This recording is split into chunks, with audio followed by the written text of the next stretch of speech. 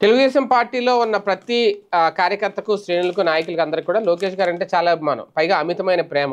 ఆయన ఏమన్నా సరే చాలా హ్యాపీగా తీసుకుంటారు. ఆయన కూడా చాలా సరదాగా నవ్వుతా మాట్లాడుతూ ఉంటారు అందరితో. అంతే కాస్తంత కలివిడిగా, సీరియస్‌గా ఉండరు. చంద్రబాబు నాయుడు గారు ఇంకా కాస్త సీరియస్‌గా ఉంటారు. లోకేష్ గారు అలా కాదు.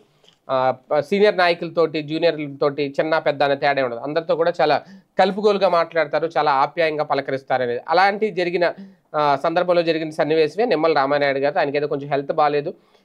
చేతికి ఆయన ఆల్రెడీ సెలైన్లు ఎక్కించుకున్న ఆయన అసెంబ్లీకి వచ్చిన నేపథ్యంలో ఆయనతో అన్నారట, మీరు రెస్ట్ తీసుకుంటారా లేదంటే మిమ్మల్ని సస్పెండ్ చేయమంటారా అంటే సస్పెండ్ చేయడం అంటే సీరియస్గా కాదు అక్కడ. అలా అన్న భయపడి ఆయన అసెంబ్లీకి రాకుండా కొన్ని రోజులు ఇంట్లో ఉంటారేమో, రెస్ట్ విశ్రాంతి అవసరం ఆయనకి హెల్త్ బాగాలేనప్పుడు.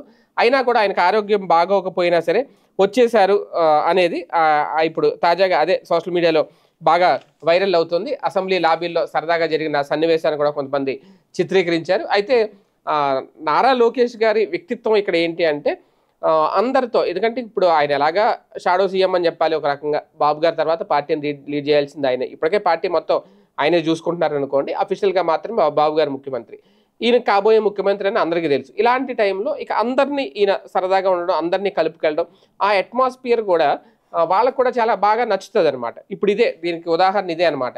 మామూలుగా అయితే బాగున్నారని పలకరించేసి వెళ్ళిపోవచ్చు. ముఖ్యమంత్రి గారి కుమారుడు, పైగా విద్యాశాఖ మంత్రి, ఆయన ఐటీ శాఖ మంత్రి, సీనియర్ ఇలాగ. కాకపోతే ఏంటంటే అందరితో కాకుండా కాసేపు సరదాగా వాళ్ళతో ముచ్చటించడం, జోకులు వేయడం, ఒక మంచి అట్మాస్ఫియర్ క్రియేట్ చేస్తున్నారు నారా లోకేష్.